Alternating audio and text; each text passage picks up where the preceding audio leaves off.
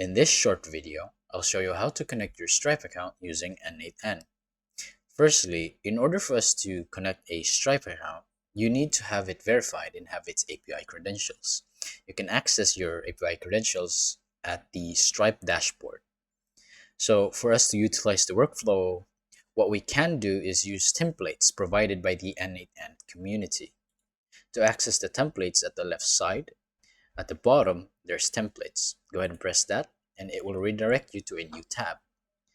Here you can type in what workflow that you need. For us, it's Stripe, so let's type in Stripe, enter, and the results will follow, and you can choose what function of the workflow you need or currently looking for. As for an example, let's use the Stripe payment order sync. Let's press that one.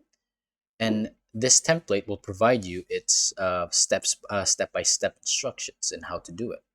Its overviews, what you need, and what you need to do. For example, the requirements. Again, it's the Stripe account and its API keys. So let's choose this one, use for free. You can press get started free with N8N Cloud. Press it. It's going to redirect you to a new tab. And what we can do now is utilize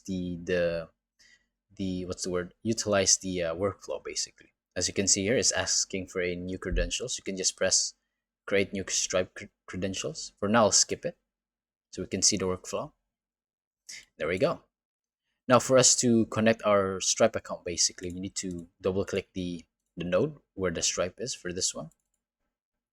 Now here we're going to select this credentials. You can create new credentials, and in your Stripe account under dashboard, you should be able to access the standard keys, and there should be sk_test and sk_live, where you can reveal the keys and copy paste it into this.